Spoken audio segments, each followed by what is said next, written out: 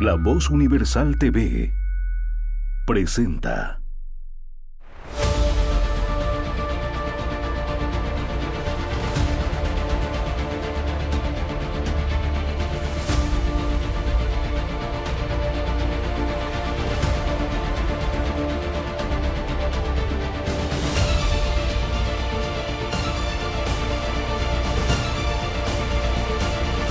Comentando la noticia, con Daniel Pasquier. Estamos con su programa Comentando la Noticia y tarde o temprano íbamos a caer en analizar la situación general del país desde el punto de vista económico. Ya los iniciamos en las semanas pasadas, pero estamos yendo por sectores para también señalar algunas mejoras que se pueden conseguir pronto en la medida en que se tengan los objetivos claros. Esta vez vamos a tocar, junto con el licenciado Saavedra, que viene de la gerencia técnica del IPSE, pues para analizar el sector construcción, que es el motivo de la última publicación del IPSE. Como antecedente, vamos a poner, tienen ustedes en pantalla, los datos de la eurozona, más que todo porque nos refleja la evolución económica en 28 países. Entonces, como un buen pantallazo a qué ha pasado en el mundo o qué está pasando en el mundo desde el punto de vista económico, para que no nos confundamos. Es decir, lo de Bolivia no es una excepción. No es que estamos mal porque un gobierno anterior, porque el otro gobierno anterior. El tema es que la crisis es general. Y lo importante y lo valioso es que con esa experiencia pues nos pongamos a corregir, a mejorar lo que tengamos que hacer. Echándole la culpa a otros no vamos a resolver absolutamente nada. Como ven ustedes en la pantalla, esta crisis generada por la pandemia del 2020, que se inicia el 19, últimos meses del 19, pero el 2020 es peor que la peor crisis que ha tenido el mundo desde el punto de vista económico-financiero, que fue el 2009. Esa costó más de 800.000 millones rescatar nada más que el sector financiero. Y fíjense ustedes en esa gráfica cómo la caída del PIB en toda la eurozona el 2020 ha sido peor. O sea, estamos hablando de un fenómeno que no perdonó a nadie. Obviamente, a Bolivia también le cayó su parte. En una segunda gráfica, veremos que esto obviamente golpea de distintas maneras. Esto ya es otra experiencia más que tenemos que recoger. Es decir, según la fortaleza de cada economía, pues hace más daño o menos daño. Pero también según la organización, la seriedad estructural del esquema económico que hay en cada país, influye. Uno de los países más desordenados estaba con una inflación y bueno, como es España, lo vemos clarísimamente en esta gráfica, que es el que sufre más las consecuencias de la crisis económica por la pandemia. Las cifras son elocuentes. Tenemos países pequeños como Lituania, Letonia, Suecia, están más organizados, como resisten mejor la crisis. En la siguiente gráfica estamos viendo el frenazo que tiene toda la economía mundial. ¿Ya? Esto, queremos insistir en esto porque, repito, no se trata de buscar quién tuvo la culpa. Esto es una crisis mundial generada por un virus. O sea que como no hay a quién echarle la culpa, es el virus. Obviamente paralizó la economía, nos trajo contracciones en el movimiento de bienes, servicios, la gente se tuvo que quedar en su casa, las empresas muchas cerraron, muchas todavía no han vuelto a abrir. Entonces es obvio que todo eso trae como resultado pues estas caídas. Con la última de estas imágenes, solamente para más claridad, estamos presentando los mismos datos, pero para que vean, es la caída general, más grave en unos que en otros, pero no se salva nadie. Bien, vamos a pasar con el licenciado Saavedra a ver el caso boliviano. En este contexto, ¿qué pasó en Bolivia? A ver, licenciado, usted que es experto en esto. ¿Cómo estás? Bueno, muchas gracias por la invitación, Daniel. Y bueno, viendo lo que usted estaba comentando, ¿no? El mundo ha sufrido una contracción económica. De acuerdo a datos de lo que viene a ser el Fondo Monetario Internacional, el mundo cayó económicamente un 3,1%. Los grandes países, por ejemplo, la primera economía que es de Estados Unidos cayó al 3,4%. Así como te mostraba lo que era la eurozona al 6,4% y Latinoamérica no se quedó atrás, cayó al 7%. Yéndonos un poco más a lo que viene a ser la economía de América Latina, Venezuela fue una de las más golpeadas por lo que viene a ser la pandemia en el 2020. Luego viene Perú, Argentina y de ahí está Bolivia, ¿no? Evidentemente eso ha afectado a varios sectores de lo que son la economía del país y lógicamente el sector construcción no se ha quedado atrás. El sector construcción, por ejemplo, ha llegado a caer el 2020 al 19%. Es una de las caídas más fuertes que ha tenido el sector construcción. La última vez que había caído fuertemente fue el año 2003, que cayó al 24%.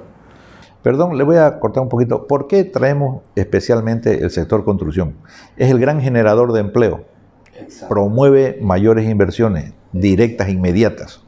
Y también es de rápido retorno. O sea que es el gran motor de la economía. Así es. Por favor, adelante. Como bien dice usted, uno de los motores de la economía.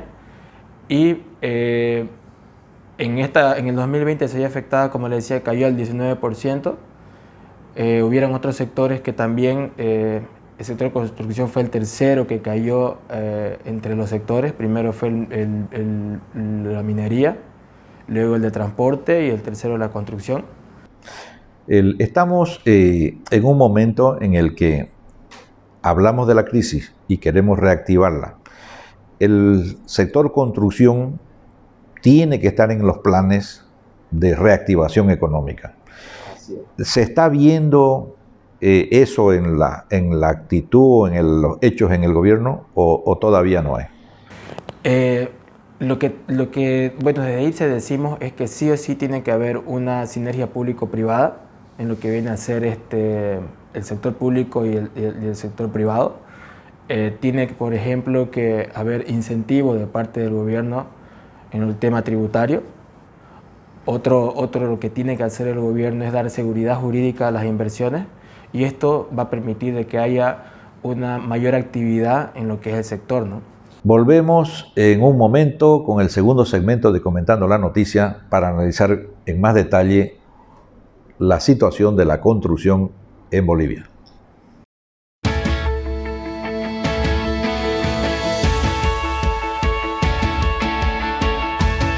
Welcome to the school, a place where I spend a great part of my life, a life that I'm beginning to live, and I love that.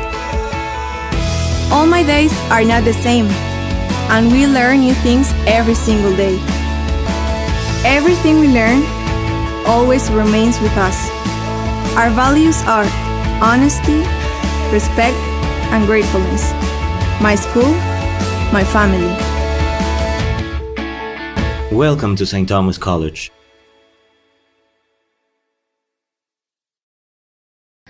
Continuamos comentando la noticia y el licenciado Saavedra de la Gerencia Técnica del IPSE analizando la situación de la construcción en este 2021 con la experiencia del año pasado, departamento por departamento. Bueno, si bien el PBI del sector construcción cayó un 19%, esto ha venido afectando a lo que ha sido algunos departamentos, bueno, mucho más que a otros, ¿no? Por ejemplo, Pando cayó al 47%, seguido de Oruro, que cayó al 35%, y de ahí Santa Cruz, ¿no? lógicamente ha afectado a todos los departamentos y esto se ve reflejado, por ejemplo, que hubo una caída también en lo que vienen a ser los permisos de construcción, ¿no? Los permisos de construcción cayeron notablemente, lógicamente por producto de esta pandemia, ¿no? Ahora, ¿el permiso de construcción en qué consiste? ¿Es lo que se prevé que se va a construir o...? Sí, lo que se prevé que se va a construir, por ejemplo... aunque después no se cumpla. Exacto. Por ejemplo, el año pasado había caído hasta septiembre 69% lo que eran los nuevos permisos. Y eso ya se venían habiendo nuevos permisos, se habían registrado, pero ya eso venía mostrando de que iba a haber una recuperación, ¿no? Tenemos en pantalla el número de permisos de construcción. Vemos que La Paz va por delante, después viene Cochabamba y después viene Santa Cruz. Esto, ¿qué es lo que hace la diferencia para que hayan mantenido más la actividad de la construcción en La Paz, digamos, que en Santa Cruz? Evidentemente, bueno, todo esto tiene que ver mucho por el nivel de construcción que va a haber nomás, ¿no? O sea, ¿es disponibilidad de recursos? ¿Es que es más atractiva La Paz que Santa Cruz para construir? La verdad es todo lo que es el eje central es atractivo y también hay que tomar en cuenta mucho de lo que viene a ser la migración, ¿no? El departamento de Santa Cruz, lógicamente hay superficie registrada pequeña, pero ha de haber mucho por el tema de la superficie, ¿no? por la superficie que es plana, ¿no? Por eso es que ha de haber superficies más chicas. En estos permisos no está contemplado si son grandes inversiones o pequeñas inversiones. No sale. Ya. Entonces puede ser que a lo mejor en volúmenes de la construcción en Santa Cruz, porque hay un edificio de 20 pisos, hay un permiso, pero en La Paz hay 5, pero son, digamos, edificios más chicos o lo que sea, ¿no? Así es. Ya. De todas maneras, la actividad, digamos, se ve que está concentrada en el eje. Exacto. Y eso me va a la siguiente pregunta. Cualquier plan de reactivación tiene que, diríamos, apuntarse o apoyarse en la reactivación en el eje central, porque más difícil será levantar la economía del país promocionando, qué sé yo, Pando o Tarija, que promocionando definitivamente el eje central, ¿no? Más recursos, más facilidad de inversión, como usted apuntaba, que eso lo veremos un poquito más adelante, mayor seguridad jurídica, ¿no? Exacto. Que es un factor que a veces no se menciona, pero que es clave. ¿Qué nos dice de la siguiente diapositiva, o la siguiente esquema? Nosotros tenemos como gran proyecto de inversión el Mutum, ¿no? Y muy interesante lo que ustedes han sacado en este boletín, porque según esto, tenemos más de 300 millones de dólares en importación de un producto que podríamos nosotros tenerlo en Santa Cruz, ¿no? Exacto. ¿Por qué no nos explica un poquito?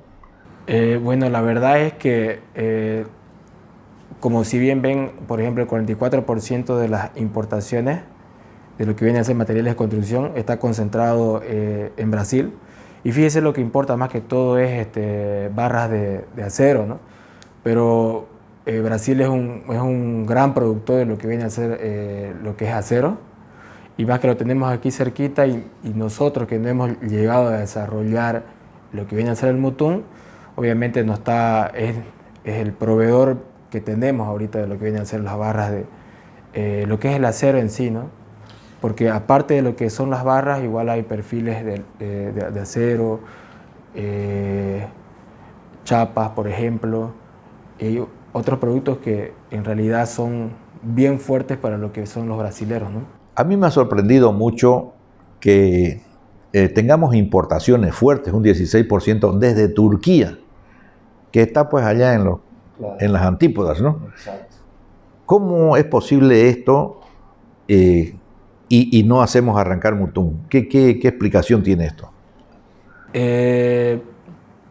Lo que podría ser, por ejemplo, en lo que es de Turquía, bueno, tiene que ver con el tema de precios, que es lo principal, bueno, es lo que hacen los importadores, ¿no?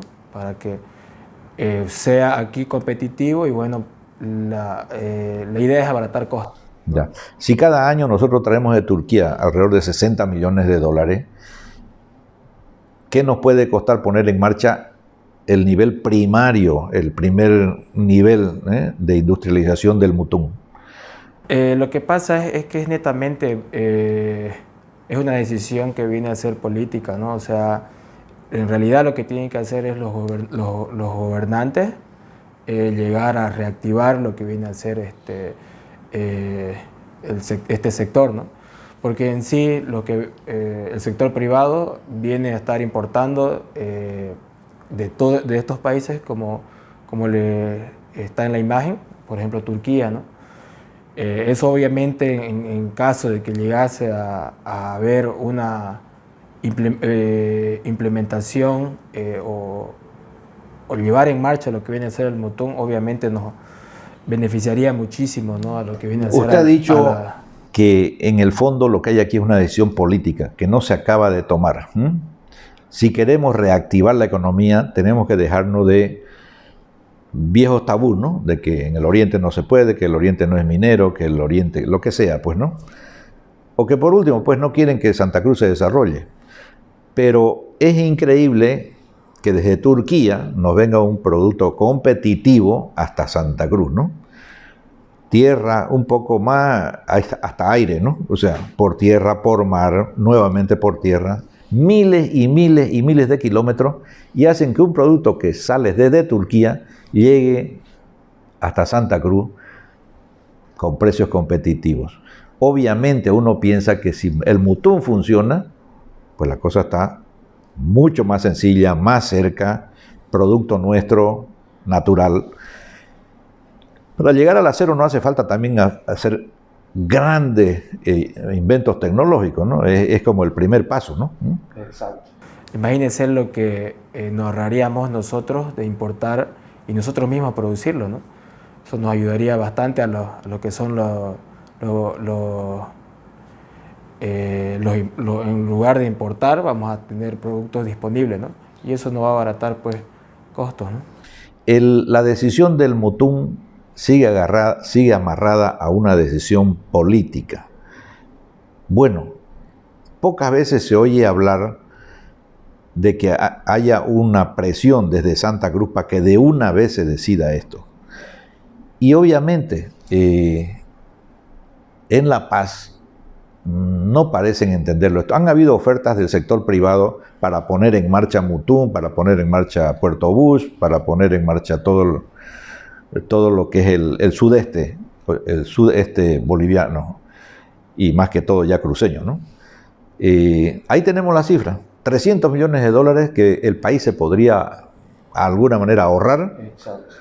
Solamente con poner un proyecto que está ahí en montañas la riqueza y que no requiere mayor tecnología, poner por lo menos, digamos, no sé si se llaman los pellets o no sé qué le llaman, ¿no? A la primera transformación del hierro bruto a algo que ya es industrialmente utilizable.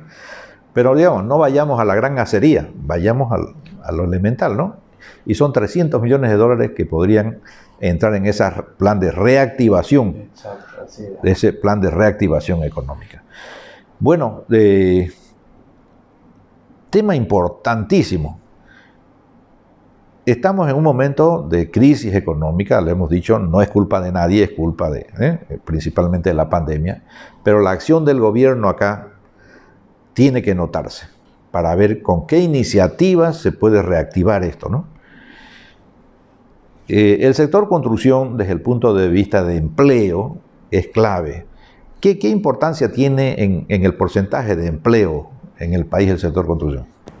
Ahorita no lo tengo bien el dato, pero si bien como lo mencionábamos hace rato, es uno de los sectores, junto con el sector agropecuario, que es multiplicador de empleos, ¿no? Por eso decíamos de que es muy importante de que haya un incentivo para este sector, y principalmente en sectores que son bien de rápida reacción, ¿no? Por eso es que tiene que haber políticas bien acertadas para que así, si bien lleguemos a que llegue a haber una reactivación, haya una disminución de lo que viene a ser el desempleo, ¿no? Al gobierno el mensaje es, si queremos reactivar la economía, tenemos que generar empleo. Sector construcción es vital. Ha dicho usted el sector agropecuario. El sector agropecuario, la industria. Bueno, o sea que está, digamos, entre los grandes sectores a atender inmediatamente, sector construcción, si queremos de verdad reactivar la economía. Para superar la crisis no es con un bono, y no quiero aquí decir que nos quiten el de dignidad, el de Juancito Pinto y no sé cuántas cosas más, ¿no? Pero hay un fenómeno muy cercano que es el argentino, que nos sirve de muy mal ejemplo, diría yo. Es decir, hay tantos bonos que compensan no trabajar que trabajar. Gana uno más esperando los bonos porque está desempleado, porque tiene 8 hijos, porque no tiene leche, porque no sé qué cosa, ¿no? Y al final gana más plata recibiendo esos bonos que poniéndose a trabajar.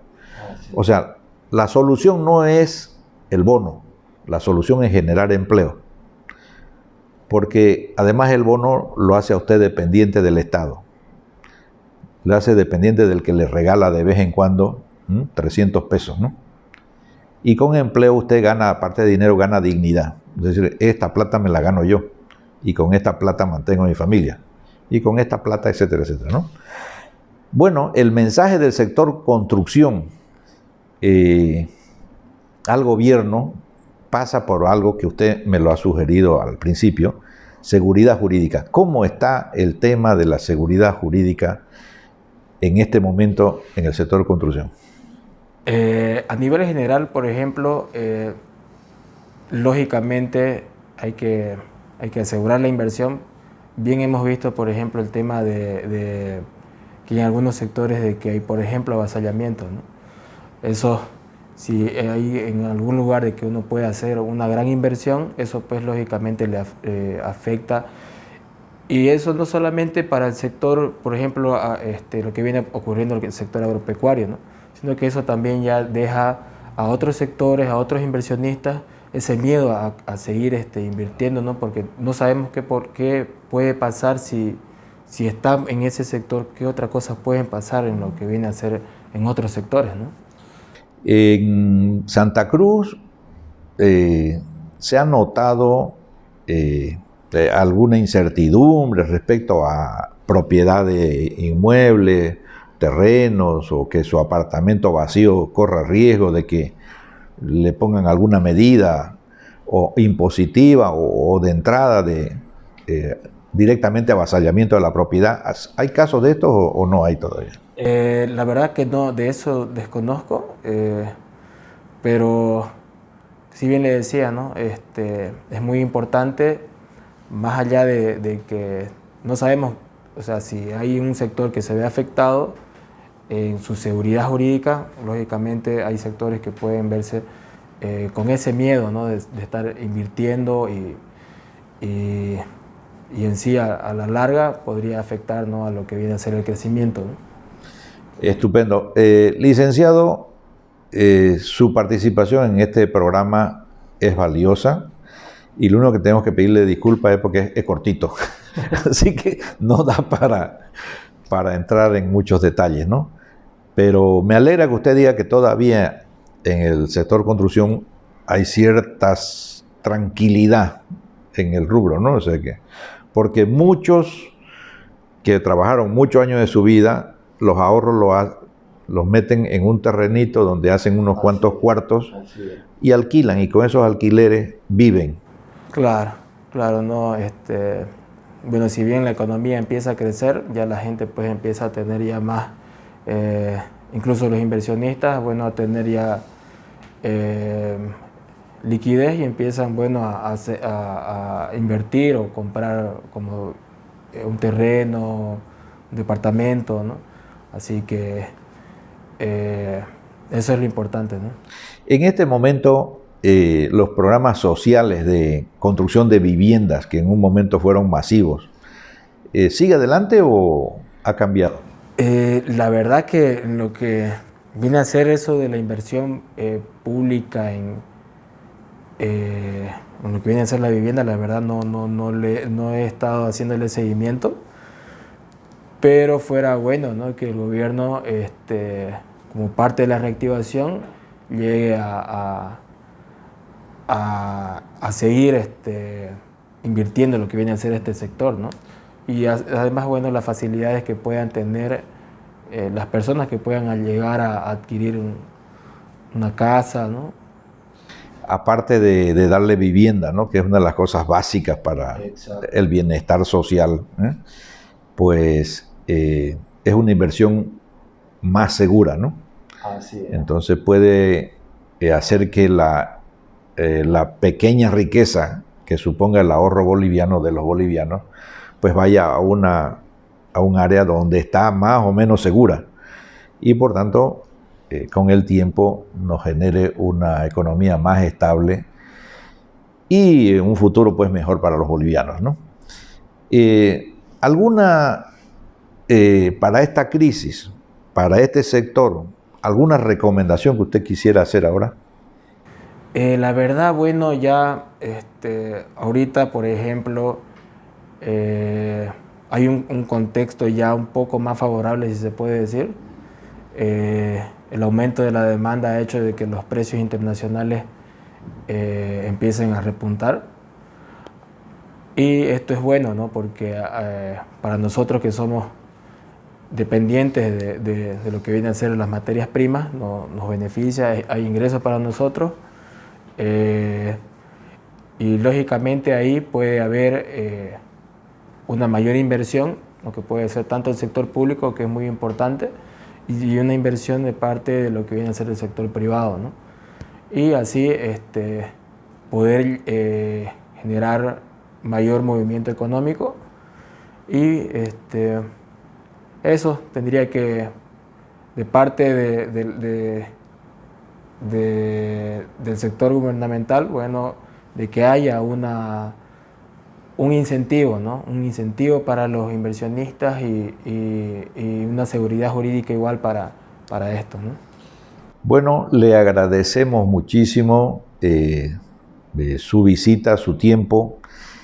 Esperemos que entre los que vean este programa hayan gestores de decisiones públicas para que, aparte de un discurso confrontador con Santa Cruz, busquen más bien el cómo facilitar ese diálogo que lleve a soluciones estructurales del país, ¿no? O sea, no se va a resolver la crisis apoyando un solo departamento o apoyando solo al eje o dándole a unos cuantos privilegios en detrimento de otros.